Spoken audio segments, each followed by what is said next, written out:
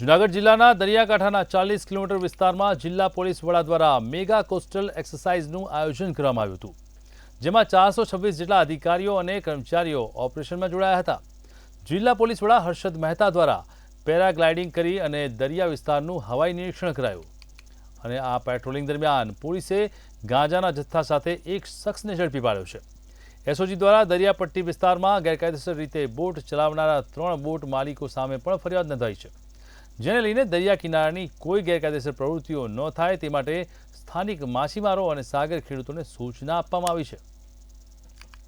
જૂનાગઢ જિલ્લાના દરિયા કિનારા પર પ્રથમ વખત જે રીતે હવાઈ નિરીક્ષણથી જે એક્સરસાઇઝ કરવામાં આવી છે ને જિલ્લા પોલીસની ટીમ દ્વારા છે તે દરિયા કિનારાની અંદર કોઈ ગેરકાયદેસર પ્રવૃત્તિઓ ન થઈ જેને લઈને આખું નિરીક્ષણ કરવામાં આવ્યું છે ને જે મોકડ્રીલ યોજવામાં આવી હતી। આપણી સાથે જિલ્લા પોલીસ વડા હર્ષદ મહેતા સાહેબ છે, આપણે તેમની સાથે જ વાત કરશું।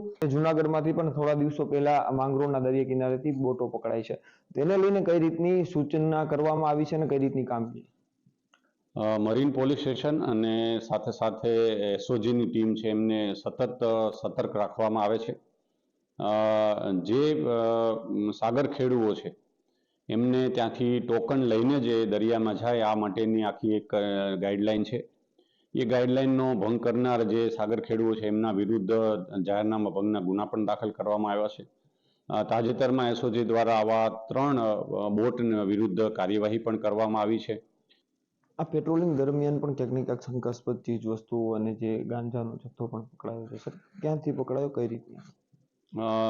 માંગરોળ મરીન પોલીસ સ્ટેશન જે છે એ આ એક્સરસાઇઝ દરમિયાન એક ગાંજાનો જથ્થો પકડેલો છે। આ બાબતે મરીન પોલીસ સ્ટેશને કાર્યવાહી પણ રાત્રિ દરમિયાન કરેલી છે અને આ બાબતે વધુ તપાસ હાલ સીપીઆઈ શ્રી માંગરોળ કરી રહ્યા છે। તો આ હતા જિલ્લા પોલીસ વડા હર્ષદ મહેતા સાહેબ, અને જે રીતે દરિયા કિનારા પર સુરક્ષાને લઈને તમામ એજન્સીઓ સાથે એક જે ચર્ચા કરી અને તમામ જે દરિયા કિનારા છે ત્યાં પેટ્રોલિંગ કરવામાં આવ્યું હતું અને જે રીતે ગાંજાનો જથ્થો પણ ઝડપાયો છે અને આ રીતના હવાઈ નિરીક્ષણથી લોકોમાં પણ જાગૃતતા આવે તે માટે આ હેતુ હતો। અમાર બખાઈ, મંતવ્ય ન્યૂઝ, જૂનાગઢ।